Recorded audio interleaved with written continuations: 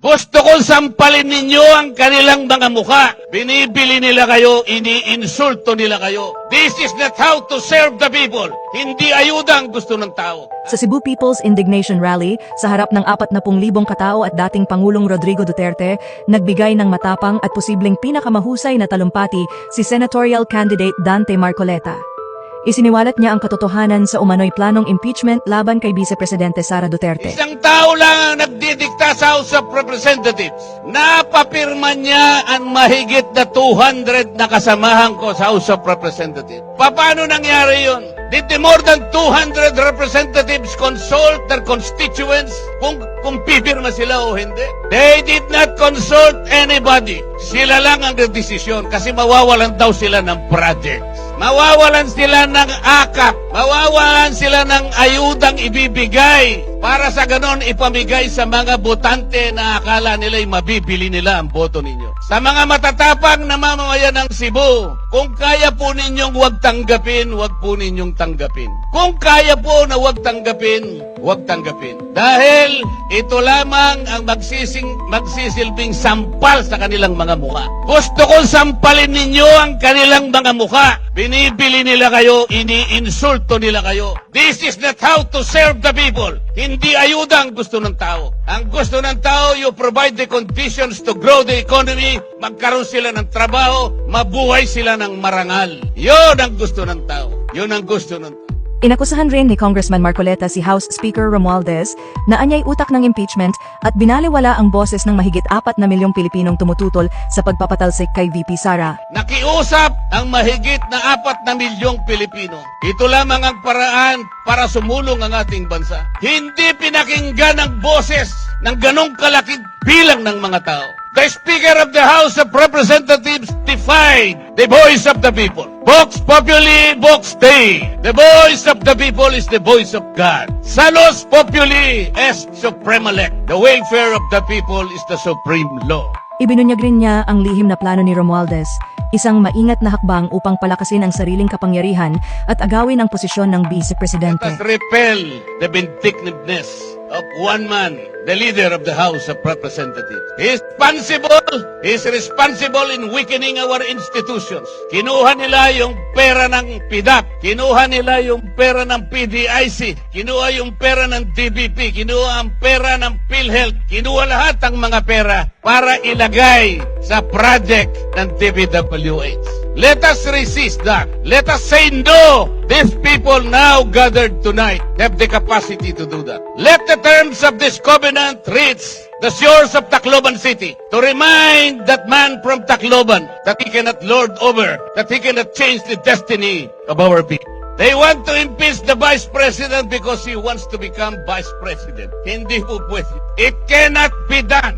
Isiniwalat din ang tunay na layunin ng Quadcom, hindi hustisya kundi pag-usig at panggigipit kay dating Pangulong Duterte. Invented the Quadcom because they want to prosecute the former president. Hindi siya para inquiry in aid of legislation. Wala pong legislation na matino ang ginawa ang Quadcom. For more than 13 hearings, makita po ninyo yung ginawa nilang panukalang batas. Kahit na grade 5 student, pagtatawanan yung ginawang batas. Because it was not really intended to enact laws or to supplement in making laws. It was principally designed to prosecute and persecute the former president. Sa pagtatapos, hinamon ni Marcoleta ang bayan na iboto ang mga inendorso ni dating Pangulong Duterte. Meron pong 9 na senatoriables ang PDP laban. Iboto nyo po silang lahat. You need people in the Senate to frustrate the impeachment.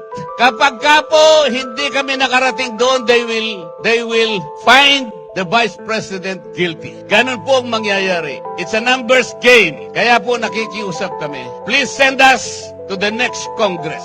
And we will fight for you. We will fight whatever it takes para sa inyo po. Kung walang magsasalita ngayon, our country will go to the dog. Narito ang kabuuang nilalaman ng talumpati ni senatorial candidate Dante Marcoleta. Gabi po sa ating lahat. Gusto ko po kayong makasama ngayong gabi sapagkat alam ko kayong lahat na nandito ngayon ay matatapang. Yes, Kasi po, sa House of Representatives, konti na lang po yung matatapang doon. Kaya sana gusto ko silang imbitahin lahat dito para tumapang naman sila. Para ipagtanggol nila ang karapatan ng bawat isang mamamayang Pilipino. Tingnan po ninyo ang nangyari sa akin. Pati hopya po na kinakain ko, inaagaw na nila sa akin. Napakawalang hiya nila. Puro salbahe. Wala namang ginawang masama. Sinasabi ko lamang sa kanila, mali po ang ginagawa ninyo. Ito po ang dapat nating gawin. Ito ang dapat nating ayusin sapagkat ito ang nasa ating rules and regulation. Ayaw naman po nilang makipagdebate. Hindi naman sila siguro mananalo sa debate. Ginugulo na lamang nila ako. Puro panggugulo. Kaya sabi ko pupunta na lang ako sa Cebu. Mas gusto ko pang kausap ang mga tunay na tao na nandito ngayon sapagkat sila alam nila ang problema ng ating bansa ngayon. Ang presyo po ng bilihin ngayon, lalong-lalo na po ang pagkain, masyado na pong mataas. Kawawa na po ang ating mga kababayan, lalo na po yung nasa panig ng mahihirap. Hindi po nakikita ngayon ang problema na yan. Kaya lalong lumubha ang kahirapan sa ating bansa dahil sa korupsyon. Lubog na hirap ng humirap ang ating buhay. Tingnan po ninyo, halos 30% po ng pera ng bayan ay napupunta lang sa korupsyon. Ano po ang epekto nun? Pati education nagsasuffer. Pati public health nagsasuffer. Sinasabi ko po sa kanila, pakinggan nila ako, itinuring nila akong kalaban nilang lahat. Tinanggalan po ako lahat ng committees sa House of Representatives. Ipinaglalaban ko lang naman na ibaba natin ang presyo ng kuryente sa bansang ito. Tinanggal po nila ako sa Committee on Energy. Inobjekan ko po yung bill na sinusulong nila dun sa Nordeco, sa bandang Mindanao, at dun sa Samselco, sa Zamboanga City. Ang sabi ko, pagka inapprove nyo ang bill na ito, lalong tataas ang presyo ng kuryente sa bahagi na yan ng Mindanao. Ayaw po nilang maniwala. Lahat po ng mga panukalang batas na ifinail ko na 10 bills, hindi po nadinig yun. Ayaw nila. Wala silang pakialam sa inyong kapakanan. Ang gusto nila siguro, tumaas ang kuryente sa ating bansa. Alam po ba ninyo kung ano yung pinapangunahing layunin ng batas sa kuryente? Ang sabi ng batas, let us ensure the delivery of affordable rates of electricity to every Filipino. Affordable! Sa Bisaya, barato. Barato ba ang presyo ng kuryente sa Cebu? Yung batas ng kuryente nagawa 24 years ago, 2001. The underlying objective is to bring down the prices of electricity in this country. It did not happen after 24 years. Bakit pa tayo gumawa ng batas kung yung pinakalayunin hindi naman natutupad? Tayo na po ngayon ang pinakamataas ang kuryente sa buong Asia. Yan po ang totoo. Kaya humirap na ng humirap ang ating buhay. Ako dahil ako'y nakikipaglaban sa karapatan at sa katwiran, wala na po akong committee ngayon. Pati po yung aking mga allowances, tinanggal na rin po. Pati po yung aking membership sa commission and appointments, tinanggal na rin po. Pati po yung mga pinadadaan sa akin na pantulong sa mga may sakit, yung mga pondo namin sa ospital, biglang finris po lahat. Gusto nilang parusahan si Dante Marcoleta. Hindi po ako ang napaparusahan, yung kababayan po nating may sakit na gusto nating tulungan. Ganito na po ang nangyayari sa House of Representatives. They impeached the Vice President. 215 representatives of the people signed the impeachment complaint.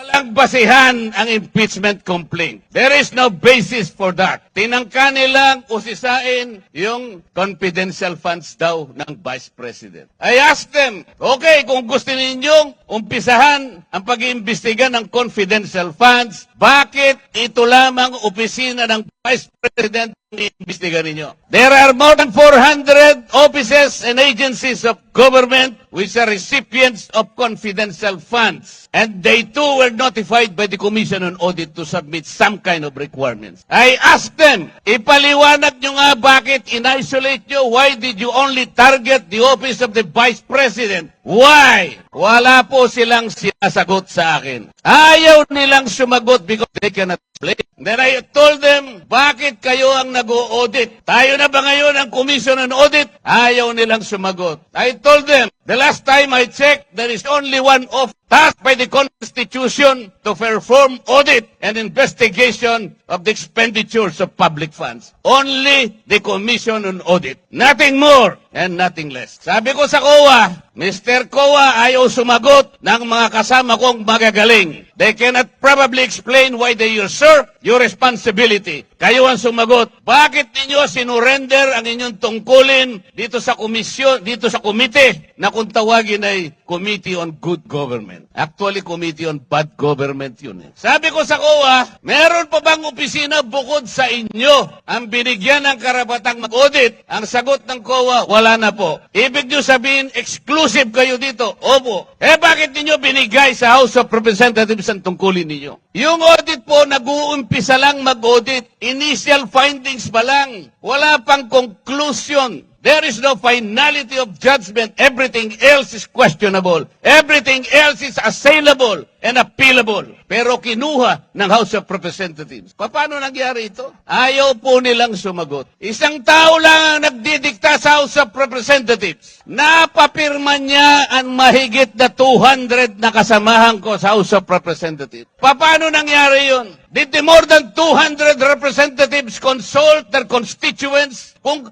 pipirma sila o hindi? They did not consult anybody. Sila lang ang desisyon kasi mawawalan daw sila ng projects. Mawawalan sila ng akap. Mawawalan sila ng ayudang ibibigay para sa ganon ipamigay sa mga botante na akala nila'y mabibili nila ang boto ninyo. Sa mga matatapang na mamamayan ng Cebu, kung kaya po ninyong huwag tanggapin, huwag po ninyong tanggapin. Kung kaya po na huwag tanggapin, huwag tanggapin. Dahil ito lamang ang magsisilbing sampal sa kanilang mga mukha. Gusto kong sampalin ninyo ang kanilang mga mukha. Binibili nila kayo, iniinsulto nila kayo. This is not how to serve the people. Hindi ayuda ang gusto ng tao. Ang gusto ng tao, you provide the conditions to grow the economy, magkaroon sila ng trabaho, mabuhay sila ng marangal. Yun ang gusto ng tao. Yun ang gusto ng tao. About a month ago, a group of people converged in Luneta and elsewhere in the parts of this country, generating more than 4 million people in that peace rally. That was 1 month ago. Alam po ninyo yan. Ang pakiusap ng grupo na yon, magkaisa ang Pilipino, magkaroon ng kapayapaan para harapin natin ang malalaking hamon at problema ng ating bansa. Ipinakiusap sa rally na yon, huwag tayong mag-awak, kakawatak-watak. Huwag na po nating ituloy ang impeachment sapagkat ito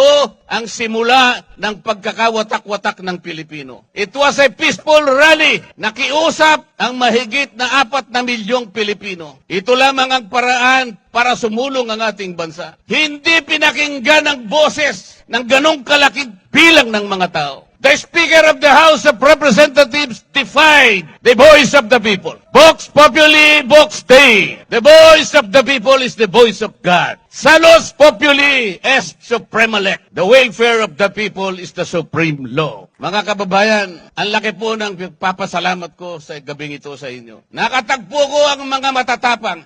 Tonight, let us make a solemn vow. Tonight, let us make a covenant. Let us resist the temptation. Let us repel the vindictiveness of one man, the leader of the House of Representatives. He is responsible in weakening our institutions. Kinuha nila yung pera ng PDAP. Kinuha nila yung pera ng PDIC. Kinuha yung pera ng DBP. Kinuha ang pera ng PhilHealth. Kinuha lahat ang mga pera para ilagay sa project ng TPWH. Let us resist that. Let us say no. These people now gathered tonight have the capacity to do that. Let the terms of this covenant reach the shores of Tacloban City to remind that man from Tacloban that he cannot lord over, that he cannot change the destiny of our people. They want to impeach the Vice President because he wants to become Vice President. Hindi po pwede. It cannot be done. It cannot be done. They invented the Quadcom because they want to prosecute the former President. Hindi siya para inquiry in aid of legislation. Wala pong legislation na matino ang ginawa ang Quadcom. For more than 13 hearings, makita po ninyo yung ginawa nilang panukalang batas. kahit na grade 5 student, pagtatawanan yung ginawang batas. Because it was not really intended to enact laws or to supplement in making laws. It was principally designed to prosecute and persecute the former president. Ganito po ang gusto nilang gawin sa ating bansa. Kapag wala pong tumayo, kaya po kami nandito ngayon. Sinabi na po nung tagapagsalita kanina, meron pong alternative. Meron pong 9 na senatorial balls ang PDP laban. Iboto nyo po silang lahat. You need people in the Senate to frustrate the impeachment. Kapag ka po hindi kami nakarating doon, they will find the Vice President guilty. Ganun po ang mangyayari. It's a numbers game. Kaya po nakikiusap kami. Please send us to the next Congress. And we will fight for you. We will fight whatever it takes para sa inyo po. Kung walang magsasalita ngayon, our country will go to the dogs. Yun po ang mangyayari. Pasensya na po kayo kung medyo masakit po ang sinasabi ko. Pero ang kakapal naman nila, di naman yata tinatablan yung mga mukha ng mga tao na yan. Tulungan niyo po kami. At bago ako magtapos, meron po akong ibubulong sa inyong lahat. Gikan sa akong kasing-kasing, gihigugma ko kamong tanan.